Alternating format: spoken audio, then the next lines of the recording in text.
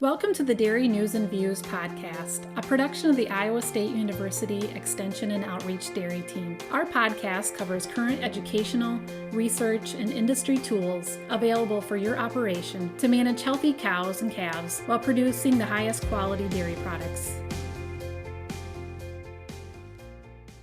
Well, thanks for joining us today on Dairy News and Views from ISU Dairy Team. I'm Jen Bentley, Northeast Iowa Dairy Field Specialist, as I facilitate today's episode. And I'm happy today that we're joined by Megan Shossow, an outreach coordinator with the Upper Midwest Ag Safety and Health Center.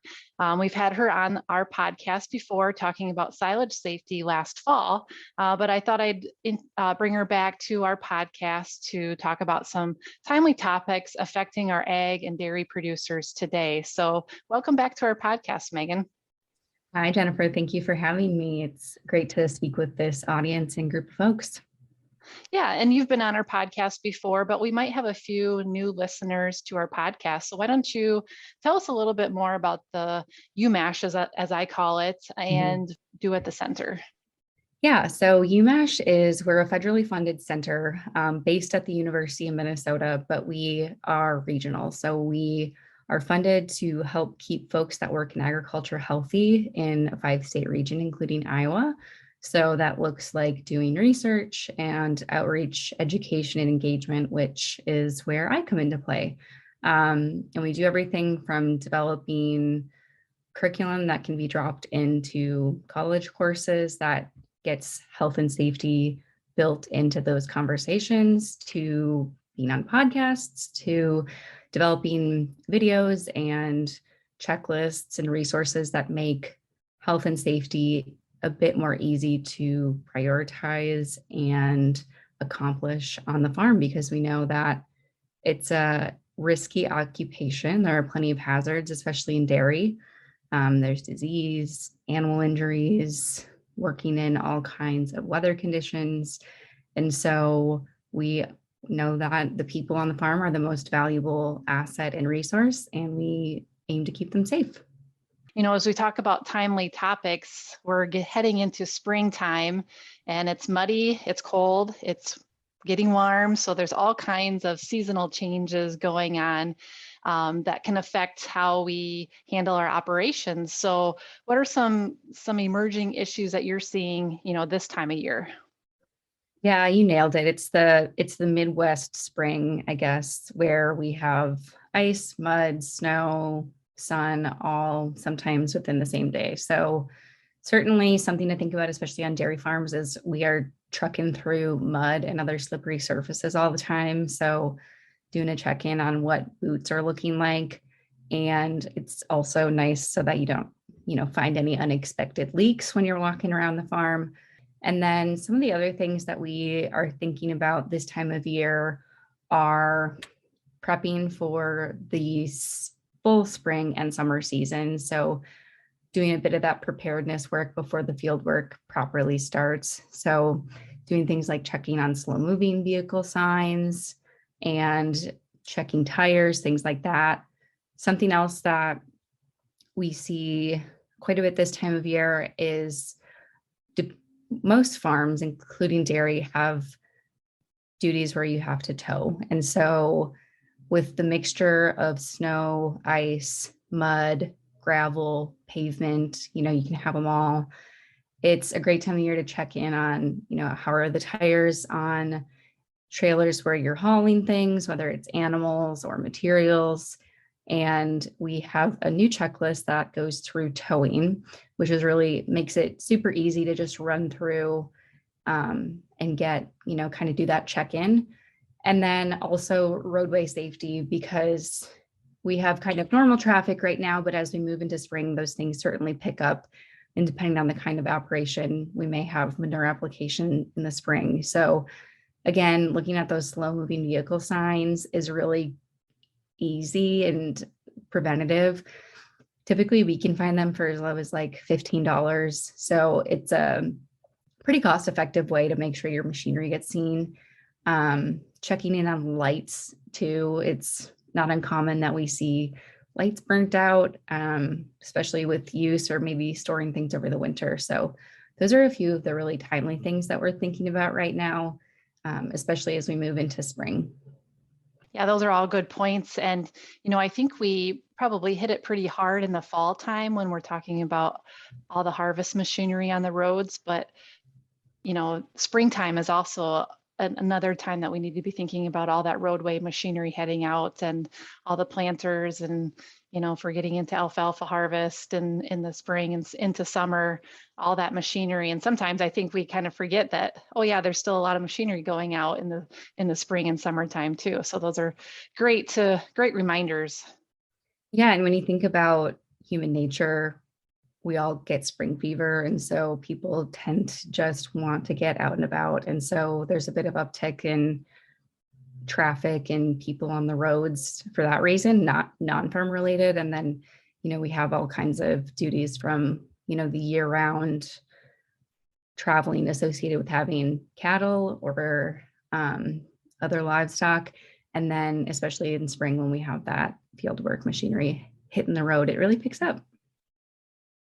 So Megan, as we're talking about other timely topics, any other emerging issues that we're seeing out in the ag industry right now? Yeah, it's a little not dairy related, but we have been seeing high path avian influenza kind of throughout the country, but it has been detected in Iowa. It was in a more of a backyard chicken environment. So these chickens likely got it from, birds migrating, wild birds passing through. And it's something that I like to touch on, even for folks that, are just doing backyard chickens or that may be in full poultry production.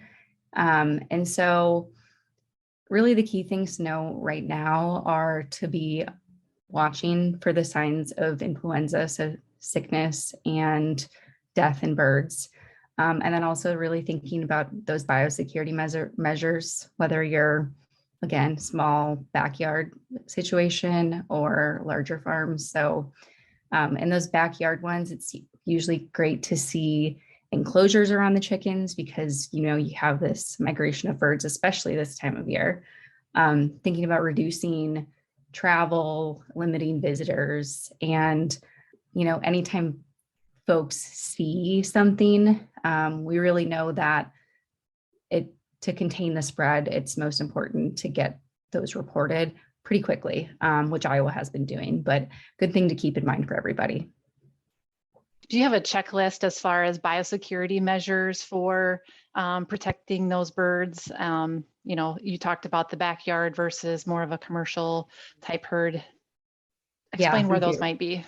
Yes, and I'll send you one. It's actually a University of Minnesota Extension and Board of Animal Health joint resource. But the key things for folks to know will be those signs of avian influenza and then those basic biosecurity measures. So enclosing birds, keeping feed contained, covering them if they're outside, reducing standing water because you can see waterfowl flock in and hang out even in just big puddles, which we see in Iowa and Minnesota and all over. Limiting visitors, even other animal interactions.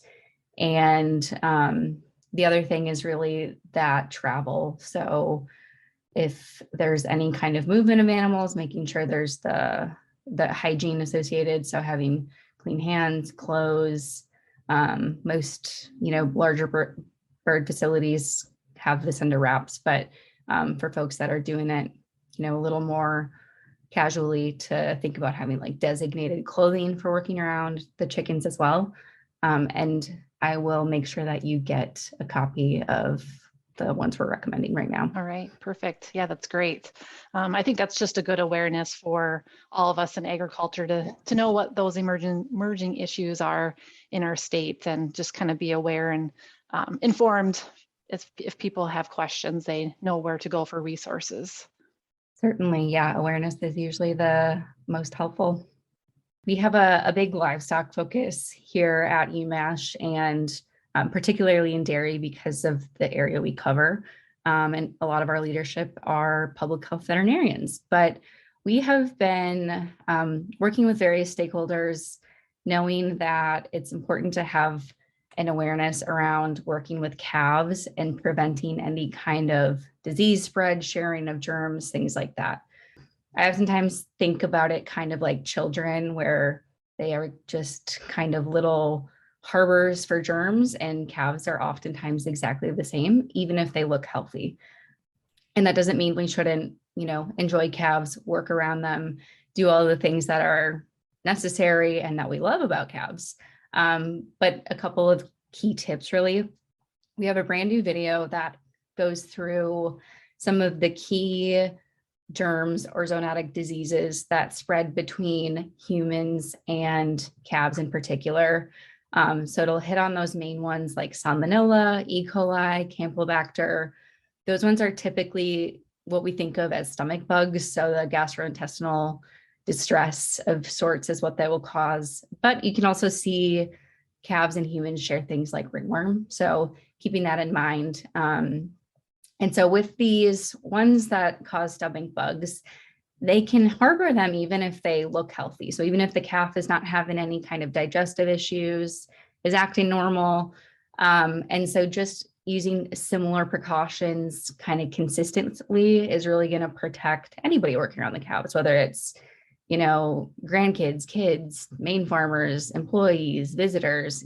We know that spring babies are a popular thing. So doing it safely is the most important. And so some of the areas that we're recommending are, really thinking about those direct and indirect contact points. So what I mean by that is, direct is a calf might suck on your hand, and indirect might be they were sucking on their pail and then you pick it up. So thinking about those touch points you're doing, and then using whatever preventive measures work on your farm. So some folks do a combination of gloves and hand washing, especially if you're working around like medication. But that hand washing piece is big.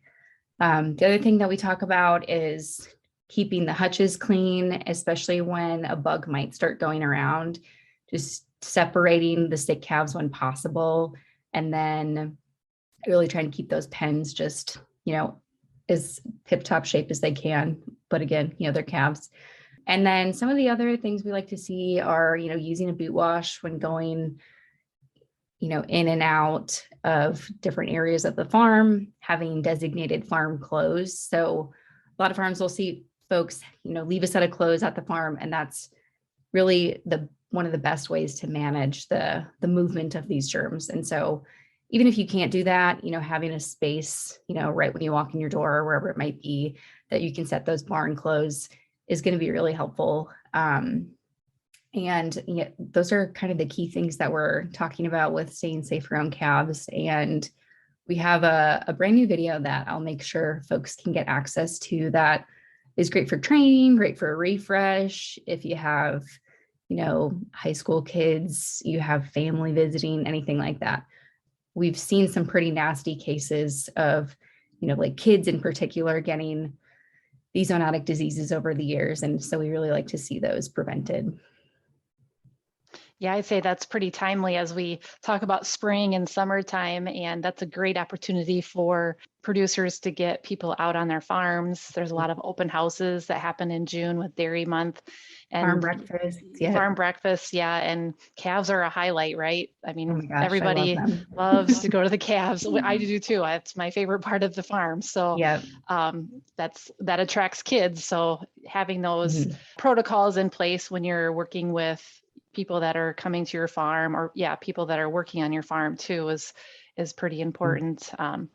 Just to have those safety measures there. Yeah, and we really push this when we get to that June time of year and we're having those dairy breakfasts and whatever meal on the farm, each county is advocating for, because farm kids and workers and whoever might be have more exposure to these germs, so may be a little more resilient, but visitors have none. And so really hammering home that message with visitors and making sure that people eat first and then see the calves, for example, and just thinking about the ways that you have people interact with the animals. Because like I said, it's not about it's about keeping people away from this great part of dairy especially. So using some of these measures. Yep, we want to leave them with a positive experience. So Absolutely. as long as we're talking about dairy topics, do you have any other issues that you're working on within the dairy industry right now? We have been working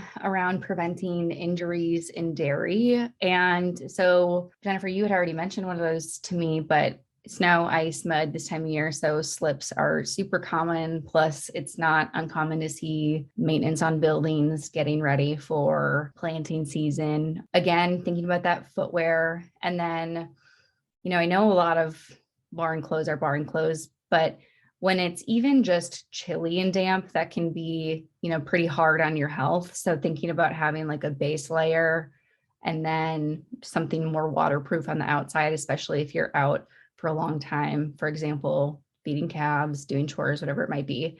Other issues we're working on dairy is we know that many of the motions you do, for example, in the parlor, are going to be really similar and really repetitive. And so that can cause it like a stress injury. They also get called repetitive motion injuries, but in short, it can cause an injury.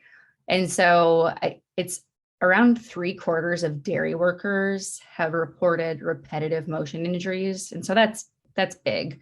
And we are working on trying to keep folks doing their job, without pain. And so this is some newer content and it's in its earlier stage, but we do have some recommendations to really help with those.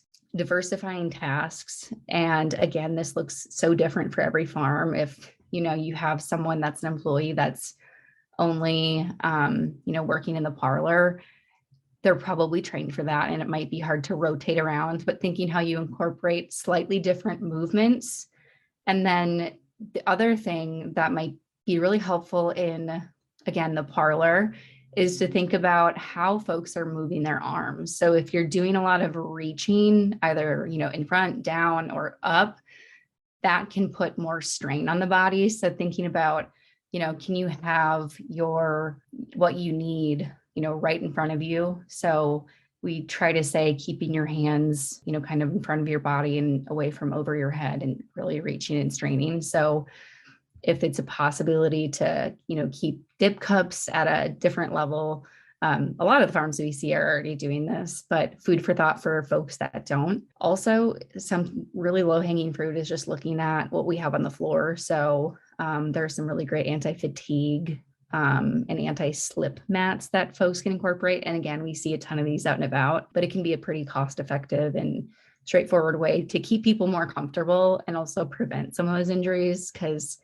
with some of the repetitive motion injuries, it's similar to a lot of muscle injuries where you can see long-term physical therapy or occupational therapy, which is not the end of the world. And we very much recommend folks to do that. But if we can prevent that and have people do their jobs, ideally without pain, that's going to be best case scenario. So, holistically, just keeping a diversity of jobs on the farm when possible. And, folks have questions about that. I'm always happy to, have a conversation because it's hard to do, sweeping recommendations when you have everything from, family farms to ones with, a full staff. Just so much variety on farms. How do you make it a cookie cutter approach, but it really is farm specific? And, thinking about, if one person is in the parlor the whole time milking cows and you have another person working that's bringing up the cows to the parlor, maybe those two can switch more often so that they're getting a different range of motion. Would that be something to think about too, is just kind of alternating, like you said, alternating those tasks? Yes, definitely. Alternating those tasks. And that's exactly it. We think about just diversifying some of those tasks. It can apply to other upcoming